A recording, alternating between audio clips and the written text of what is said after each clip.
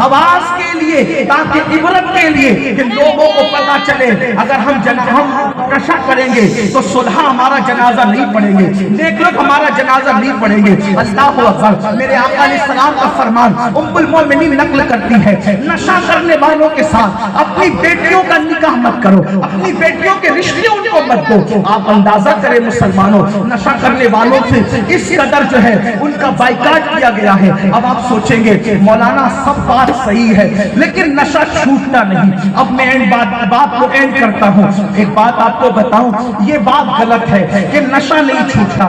آپ کو ایک بات پوچھوں، سب سے زیادہ لذیذ کون سی غذا؟ سب سے زیادہ لذیذ کون سی غذا؟ تو قرآن کہتا ہے سب سے زیادہ لذیذ غذا کو دودھ کہتے ہیں۔ یہ مطلقاً کہا کہ اللہ فرماتا ہے یہ پینے والوں کے لیے فرحت بخش ہے اور اس کے اندر ساری غذائی اجزاء موجود ہے دودھ کے اندر، ٹھیک؟ اسی لیے آپ دیکھیں عام طور پہ جب مریض کھانا ہضم کرنے کے قابل نہیں رہتا تو کہتے ہیں اس کو دودھ پلا، ہے نا؟ اور دودھ میں سب سے بہترین دودھ جس کا کوئی دودھ مقابلہ نہیں کر سکتا وہ ماں کا دودھ۔ اس لیے جب انسان کوئی غذا ہضم نہیں کر پاتا تو اس کو ماں کا دودھ جب وہ بچہ ہوتا ہے تو پلایا جاتا ہے۔ اب بتاؤ سب سے بہترین لذیذ غذا ماں کا دودھ ہے۔ جب انسان ماں کا دودھ چھوڑنا چاہے تو چھوڑ سکتا ہے۔ چھوڑا کہ نہیں چھوڑا؟ آپ سب نے چھوڑا، ہم نے بھی چھوڑا اور سارے شریف لوگ چھوڑ دیتے ہیں، ہے نا؟ مذہب کا بھی قانون ہے کہ 2 سال تک کے دودھ پلایا جائے گا، صحیح ہے؟ اللہ اکبر۔ اب مجھے بتائیں جب ماں کا لذیذ دودھ چھوٹ سکتا ہے اور چھوڑا جا سکتا ہے تو شراب کے کڑوے گھونٹ کیوں نہیں چھوڑے جا سکتے؟ نشے کی گندی گولیاں کیوں نہیں چھوڑی جا سکتی؟ عہد کرو کہ نشے کا بائیکاٹ کریں گے۔ اور آپ کو ایک نسخہ دینا چاہتا ہوں جاتے جاتے، ایک بات یاد رکھنا، ہر گناہ سے بچنے کا بہترین عمل، کوئی بھی گناہ سے، وہ لوگ سوچتے ہیں مولانا گناہ سے بچنا چاہتا ہوں بچ نہیں پاتا، بچنا چاہتا ہوں بچ نہیں پاتا۔ میں بہت سوچتا ہوں تقریر سن کے چوری چھوڑ دوں گا، بہت سوچتا ہوں عورتوں پہ بد نظری چھوڑ دوں گا، بہت سوچتا ہوں شراب چھوڑ دوں گا، زنا چھوڑ دوں گا، جوا چھوڑ دوں گا، یہ چھوڑ دوں گا، وہ سب چھوڑنا چاہتا ہوں، لیکن پھر جب اٹھ کے جاتا ہوں تو بات ہی رہ جاتی ہے۔ ایک نسخہ بتاتا ہوں، میری بات پر عمل کر کے دیکھنا، یہ میری بات نہیں ہے، میرے مولا کی بات۔ سبحان اللہ، سبحان اللہ۔ دھیان سے سنو اور اپنے بچوں کو بھی نیک بنانا اور خود بھی نیک بننا ہے۔ ایک ہی کام کرو، سب سچے دل سے نمازی بن جاؤ، ہر گناہ سے ہجرت ہو جائے گا، ہر گناہ کے باہر نکل جاؤ گے۔ آپ کہیں گے وہ کیسے؟ قرآن کہتا ہے ان الصلاۃ تنہی عن الفحشاء والمنکر، بے شک نماز ہر برائی اور بے حیائی سے روک لیتی ہے۔ جو نماز پڑھے گا ہر برائی سے محفوظ رہے گا۔ لیکن کیا کریں، آج لوگ بہت سستے میں بہت آسانی سے کہتے ہیں مولانا ٹائم نہیں ملتا۔ آپ سے پوچھتا ہوں یوٹیوب کے لیے ٹائم، فیس بک کے لیے ٹائم، ناچ گانوں کے لیے ٹائم، دوستوں کے لیے ٹائم، اللہ کے لیے ٹائم کب نکالو؟ ایک وقت میں نماز کے لیے صرف 10 منٹ کا ٹائم ہے۔ نماز پڑھو، نماز سے کیا نہیں ملتا؟ سن لو، جس نماز سے اللہ مل جاتا ہے اس نماز کی برکت سے دنیا کی کون سی نعمت نہیں مل سکتی۔ نماز کی طرف آؤ۔ اللہ کے رسول صلی اللہ علیہ وآلہ وسلم فرماتے ہیں کہ جو نماز چھوڑے، توجہ کرنا، آقا فرماتے جو نماز چھوڑے میں محمد اس سے بیزار ہوں۔ آقا نے سلام ارشاد فرماتے ہیں جو جماعت جان بوجھ کر چھوڑ دے اللہ اس سے رحمت کی چادر ہٹا لیتا ہے۔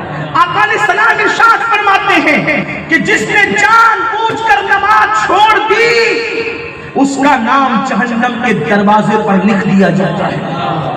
پولیس کے رجسٹر میں نام آ جائے تو راتوں کی نیند اڑ جاتی ہے. روزانہ جہنم کے دروازے پہ 5 وقت بے نمازیوں کا نام لکھا جا رہا ہے. مسلمانوں ہمیں کب ہوش آئے گا؟ حضور کی بات اللہ اکبر، سچے نبی کی سچی بات. اور آقا فرماتے ہیں اللہ اکبر. دیکھو ہم لوگ اپنے بچوں کو کہتے ہیں دیکھو شرابی کے ساتھ مت بیٹھنا، چوروں کے ساتھ مت بیٹھنا، ڈاکوؤں کے ساتھ نہ بیٹھنا. آقا اپنے صحابہ کو کہتے تھے، آقا فرماتے ہیں ابو ہریرہ بے نمازیوں کے ساتھ نہ بیٹھا کرو، کیونکہ جب بے نمازی کے ساتھ بے نمازی کے اوپر آسمان سے لعنت برستی ہے. اور حضرت علامہ عثمان ابن حسن اپنی کتاب میں لکھتے ہیں کہ اگر کسی محلے میں بے نمازی رہتا ہے تو پورے محلے پر ایک دن میں 70 مرتبہ اللہ کی لعنت برستی ہے.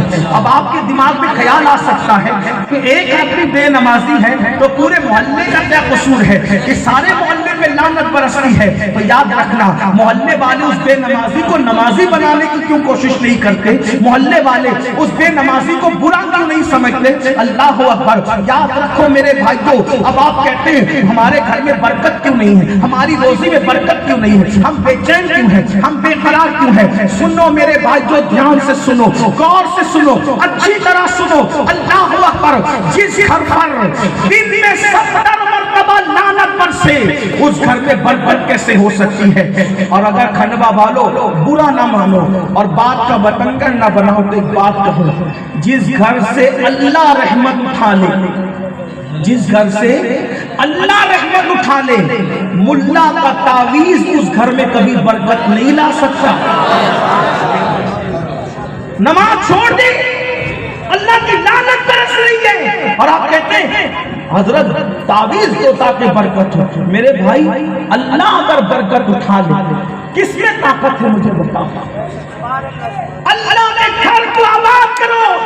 ہمارے بزرگوں نے فرمایا جب مسجد میں نماز پڑھنے کے لیے محلے کے لوگ نہیں پہنچتے تو رات کی تاریکی میں مسجد اللہ کی بارگاہ میں عرض کرتی ہے اللہ جس نے مجھے ویران کر دیا تو ان کے گھروں کو ویران کر دے.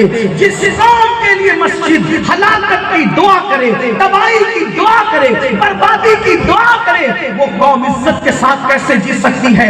اس لیے میں اپنے جوانوں سے کہتا ہوں یہ ہزاروں کا مجمع دیکھ کر ہم اللہ کا شکر ضرور ادا کرتے ہیں لیکن ہمارا کلیجہ ٹھنڈا نہیں ہوتا ہزاروں کا مجمع دیکھ کر. میں کئی مجمع میں یہ بات کہہ چکا ہوں، سیاسی جلسوں میں سر گنے جاتے ہیں مگر میرے مسلمانوں ہمارا دل اس وقت تک ٹھنڈا نہیں ہوگا کب تک جیسے تم شوق سے جلسے میں آ کر کے پورے جلسے کی زمین کو بھر دیتے ہو اور بیٹھنے کے لیے جگہ نہیں ہوتی، جیسے شوق سے جلسے میں آتے ہو جب تک کہ فجر کی نماز میں ایسے شوق سے نہیں آؤ گے اور مسجدوں کو نہیں پڑھو گے اس وقت تک ہمارے کلیجے ٹھنڈے نہیں ہو سکتے. نماز کے پابند بنو. نماز سے چہرہ منور ہوتا ہے، نماز سے آنکھیں روشن ہوتی ہیں، نماز سے دل روشن ہوتا ہے، نماز سے بیماریاں جاتی ہیں، نماز سے برکت آتی ہے. لیکن دو جملے اور کہنا چاہتا ہوں مگر لوگ یاد رکھیں ہم ایسی نماز نہیں چاہتے